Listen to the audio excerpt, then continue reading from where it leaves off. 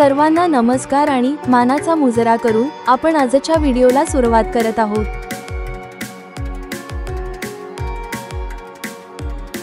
आजच्या व्हिडिओमध्ये आपण कोकणच्या निसर्गाचा आनंद घेणार आहोत, जिथे शहरात राहणारे हजारो रुपये खर्च करून निसर्ग पाहण्यासाठी रिसॉर्ट आणि फार्म हाऊसवरती पैसे खर्च करतात आणि इथे कोकणात तीच निसर्गाची अनुभूती एकदम फ्री आणि फ्रीमध्ये अनुभवता येते।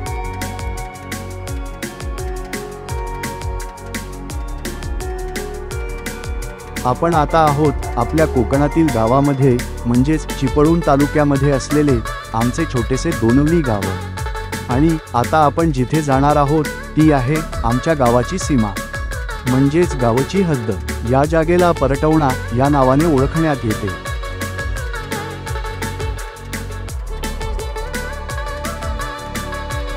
या जागेमध्ये एक छोटासा ओढा वर्षाचे 12ही महिने वाहत असतो। जून ते सप्टेंबर म्हणजेच पावसाच्या काळात या ओढ्याला खूप प्रमाणात पाणी असते आणि जसा जसा उन्हाचा झोत वाढू लागतो तसा ओढ्याचा प्रवाह संथ होत जातो। पावसाच्या सुरुवातीला जेव्हा पाण्याचा प्रवाह एकदम तेजीमध्ये असतो तेव्हा या ठिकाणी रिसॉर्टमध्ये जशा वॉटर स्लाइड असतात, अगदी त्याच प्रकारे ओढ्यातील कातळावरून सरकताना अनुभूती येते। पहिल्या पावसात या ओढ्यामध्ये मळ्याचे मासे खूप प्रमाणात पकडले जातात। काळ्या पाठीचे खेकडे या ओढ्यामध्ये पकडायला गावातील लोक रात्रीचे ट्रॅप लावतात।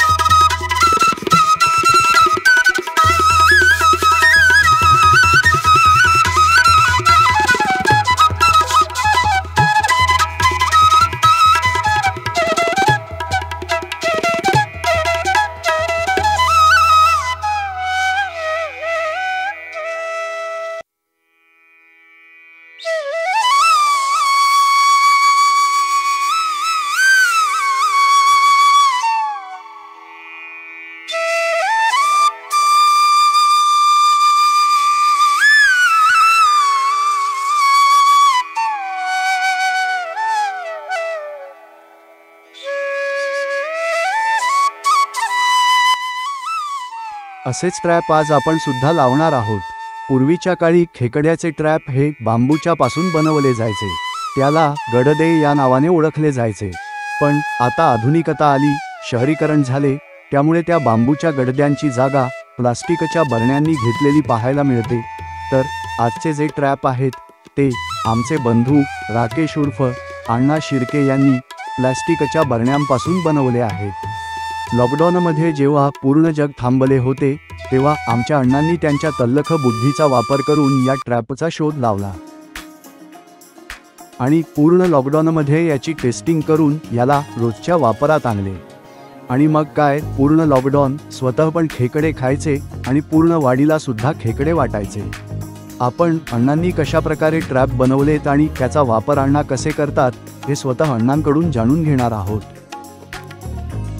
ट्रॅपमध्ये खेकड्यांना चारा म्हणून अण्णा आज कोंबडीच्या आतड्यांचा वापर करणार आहेत। खेकडे तो चारा खाऊ नयेत म्हणून अण्णांनी कोंबड्यांच्या आतड्या एका कापडात बांधून घेतल्या आणि त्याची एक छोटीशी मोटली तयार केली आहे। आता ही मोटली तारेच्या सहाय्याने अण्णा बरणीच्या आतमध्ये कशी बांधणार आहेत ते आपण व्हिडिओमध्ये पुढे बघूच।